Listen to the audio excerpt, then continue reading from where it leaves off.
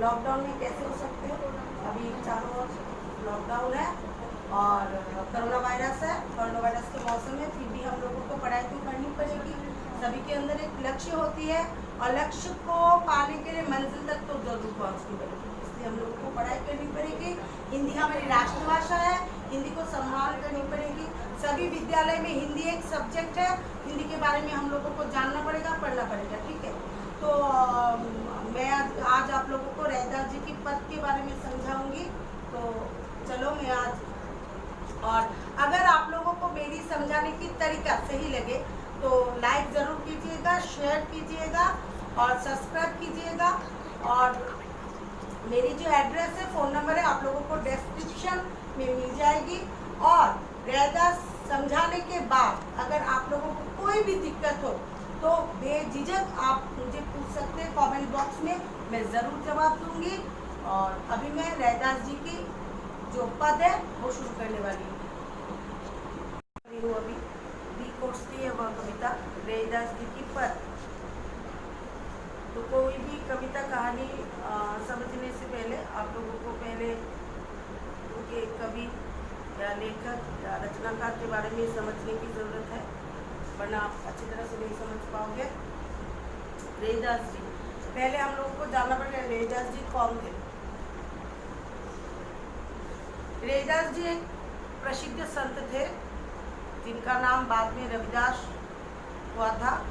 और संत का मतलब बंगला में होता है साधु। ओके, उनका जन्म सन 1388 बनारस में हुआ था। तो उनका जन्म कब हुआ था?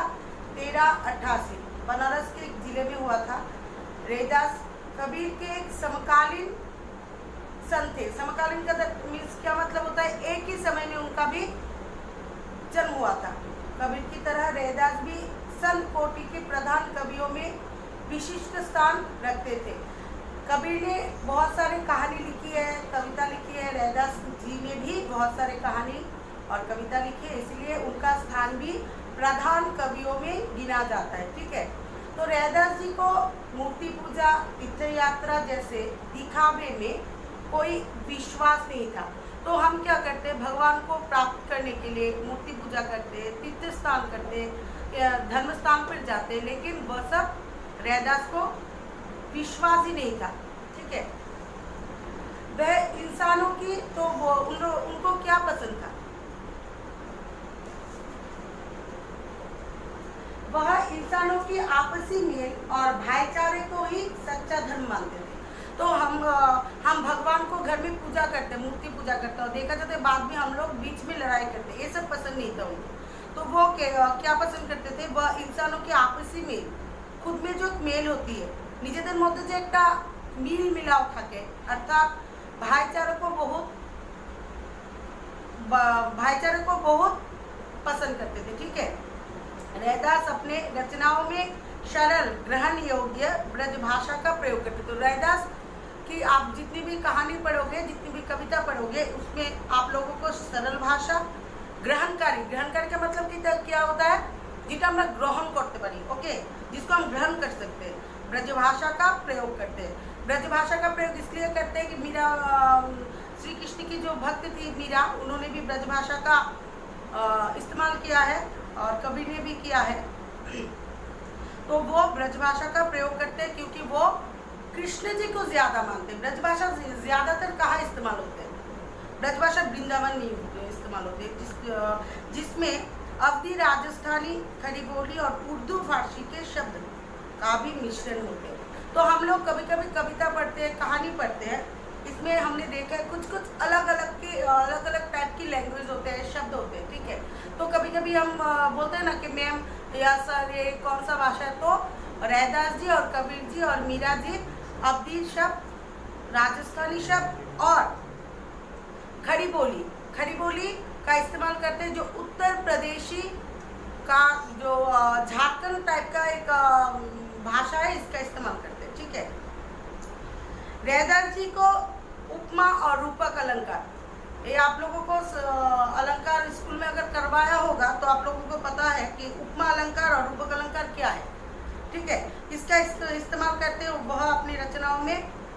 रैदास जी के 40 पद 40 पर सिखों के पवित्र सिखों के पवित्र ग्रंथ गुरु ग्रंथ साहब में है। तो 40 ग्रंथ कहाँ है? सिख के गुरु ग्रंथ, ये आपके इंसर्ट क्वेश्चन आने वाले हैं, साहब में है। कहा जाता है कि माना जाता है, कहा जाता है कि मीरा भी रैदास की शिष्या थी। ठीक है, तो मैंने आप लोगों को परिचय समझा दी है। अगर कोई मुसीबत हो तो मुझे ज़रूर बोलिएगा। अभी मैं आप लोगों को पद समझाती हूँ। कविता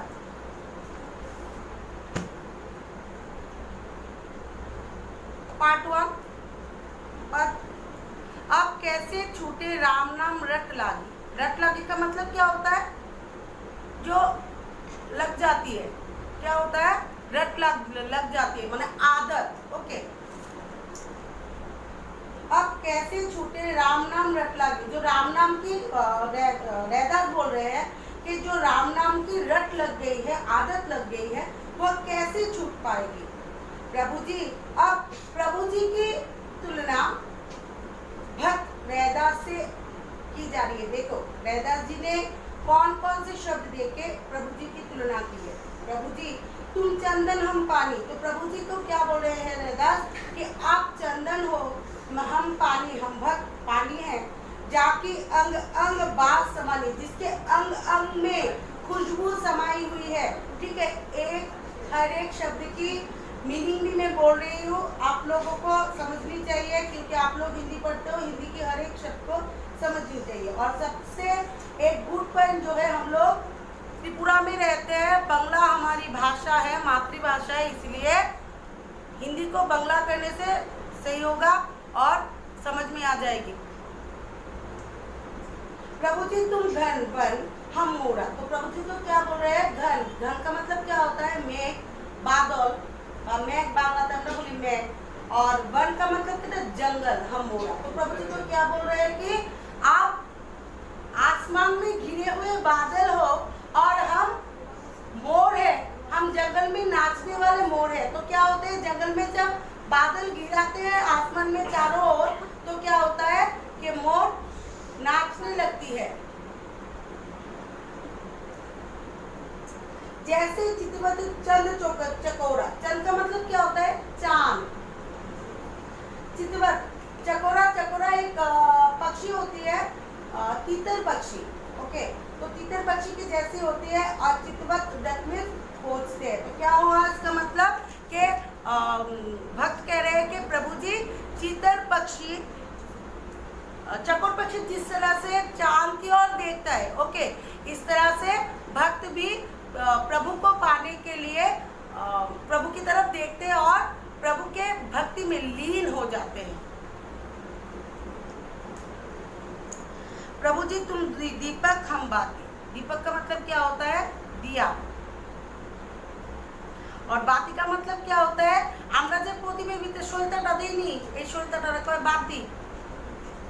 तो दीपक हम बाती, आप दीपक को हम बाती है, जाको ज्योति बड़े दिन राती, जिसकी ज्योत दिन रात जलती रहती है। बड़े का मतलब क्या होता है? जलती रहती है दिन रात, जिसकी ज्योत दिन रात जलती रहती है। प्रभु जी तुम मोती हम धागा। तो प्रभु जी की क्या बोला गया है कि आप मोती हो। मोती कहाँ मिलती है? समुद्र के नीचे मिलती है ना, आप लोग इंग्लिश में बोलते हो। तो मोती हम धागा। धागा का मतलब क्या होता है?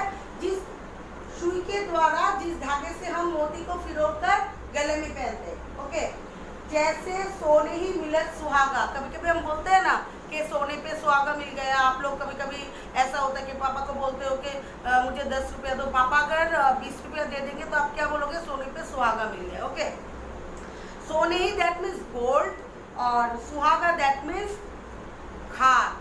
अभी आप लोगों को पेरेंट्स से पूछना है, खार का मतलब क्या होता है? सोने को शुद्ध करने की एक चीज होती है खार।